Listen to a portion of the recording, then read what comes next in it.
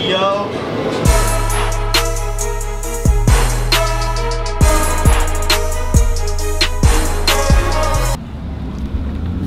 Welcome to episode 3. It is, what's today? December? It's winter. It's winter, clearly. It's winter in Michigan. This is the first snowfall that we had. So today we thought it would be a fantastic day for us to start bagging the wagon. We're going to Home Depot because my garage is colder than a witch's tit.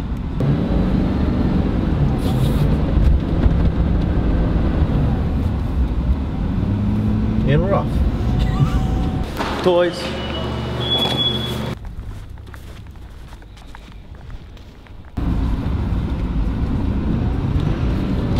Too much.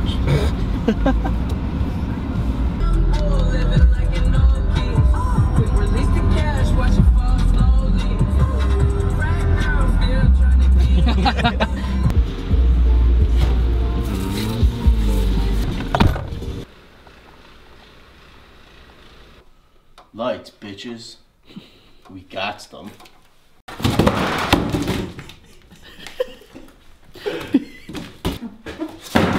Kobe. Damn! That's my tool drawer. It's got that vintage feel to it. It's nice and sturdy and firm. Nice, firm wood.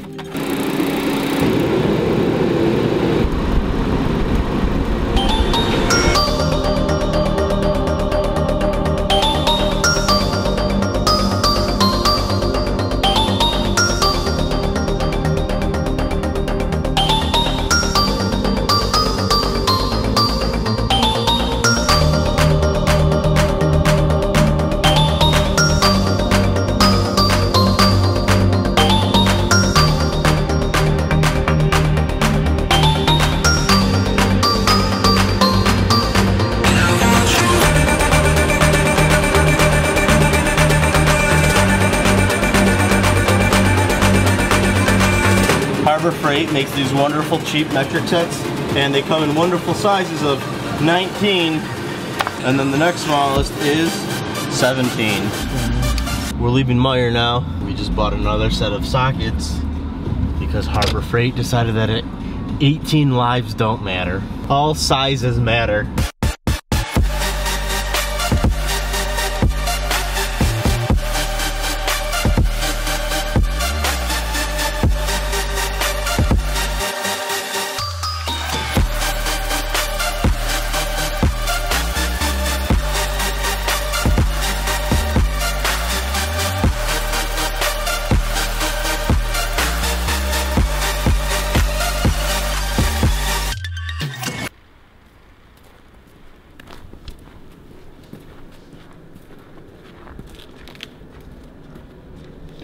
Finished the front because I don't have real lights up here. So as you saw previously, driver's side bag in, complete, reassembled, closed up on top, strut bar back in. We're right by the heater, so it's going to be loud. Passenger side in, assembled. So then good to go in the front, aside from running the plumbing. So in theory, today we should finish having the rear bags in, and then inside we have the trunk setup mocked up. Yep. So I don't know that we'll get to any of that stuff today.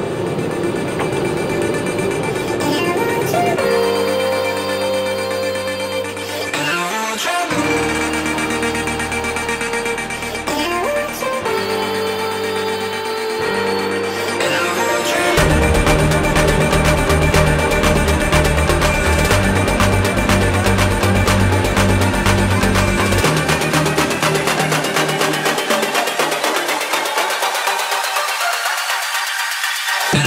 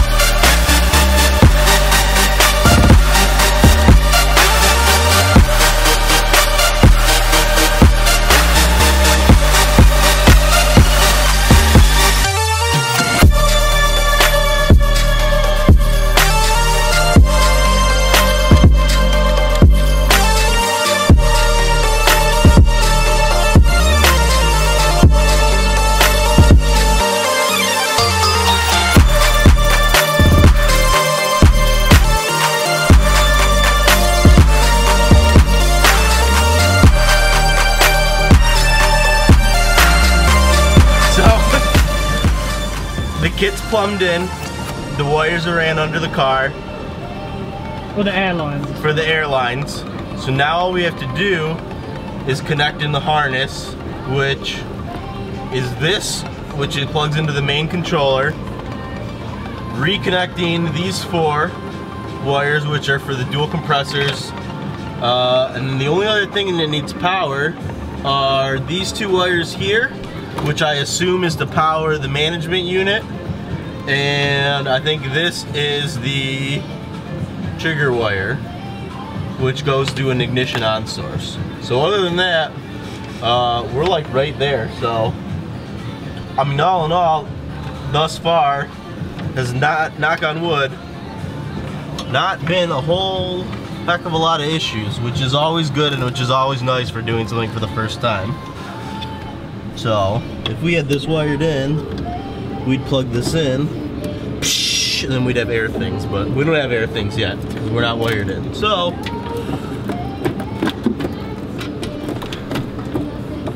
man, it all fits kind of nice. It won't do anything because there's not enough pressure. It won't let you do anything? No, I put it down and it goes 0 on everything, and it won't take me to it. Wait, there's more air in the bags now. There's more pressure in the bags now. Voltage too? I don't know, unless it won't, because it says voltage low. Wait, that was doing something then. It's in a preset mode right now. Alright, get rid of those numbers. Bring those back down to 60.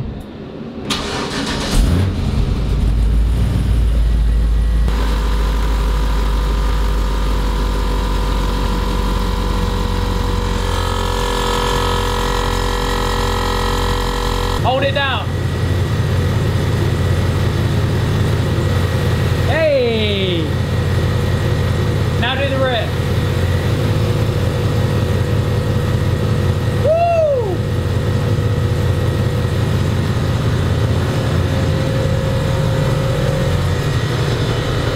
You head out. Am I down? You are. Yeah. Am I cool now? Do I look cool now? Very. Yeah. Wait till you see this rear fitment. On fleek? I wouldn't say it's like the fitment's on fleek, but you are tucking hard. Hell yeah, brother. I mean, there's space here. I don't know, like it might be sitting on the top of the arch. I'm not sure, but damn.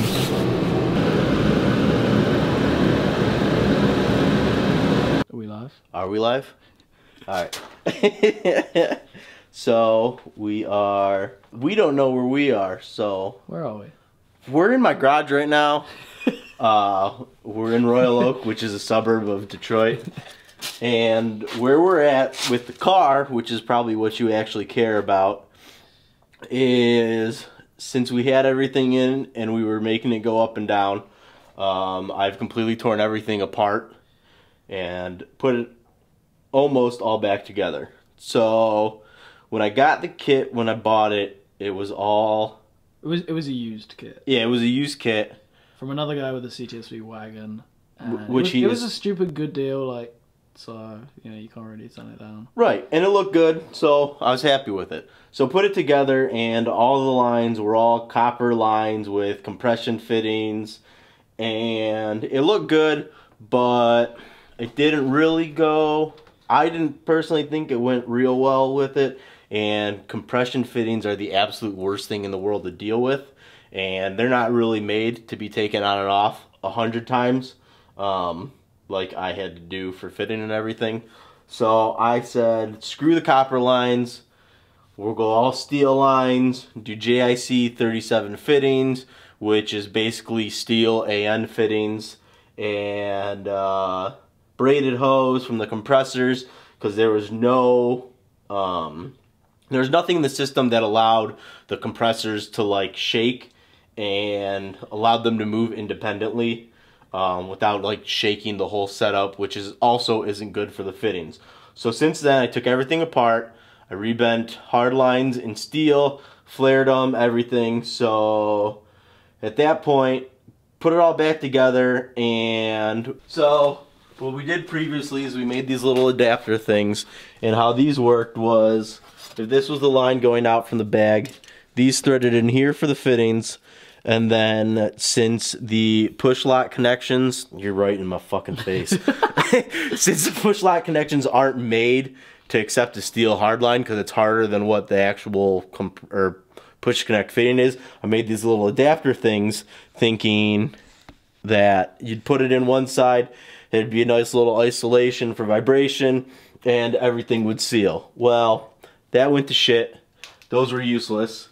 And found out that in addition to none of the push to connect fittings holding onto the line anymore, also all of the seals around the push to connect cartridges in the manifold were also leaking.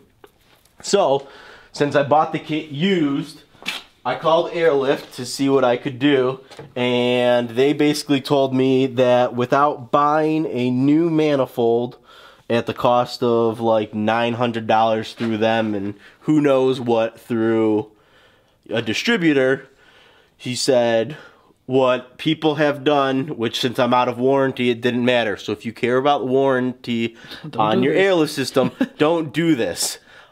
I had no other choice. It was either spend like $1,000 on a fucking new manifold. On a manifold, or spend $13 in new fittings and like an evening of labor. So I went the latter route. So this used to have, if you remember, all push to connect fittings here. Since then we have removed them.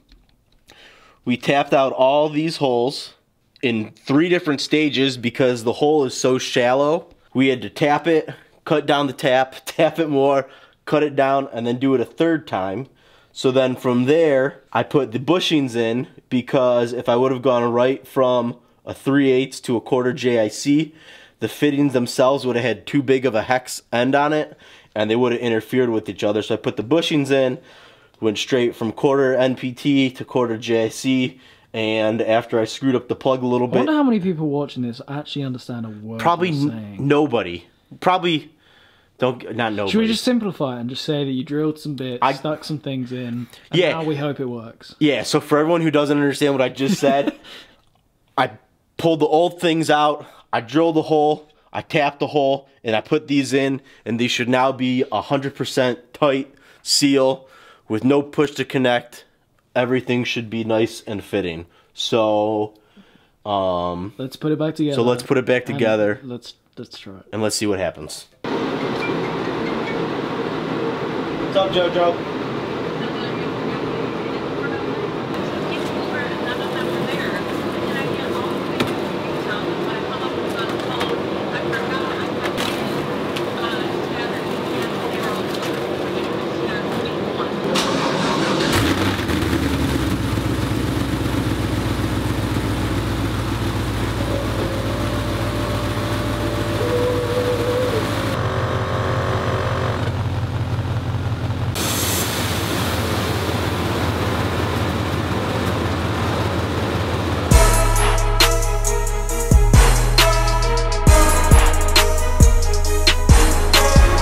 I'm Brian Reed. This is my bagged CTS-V wagon. Damn.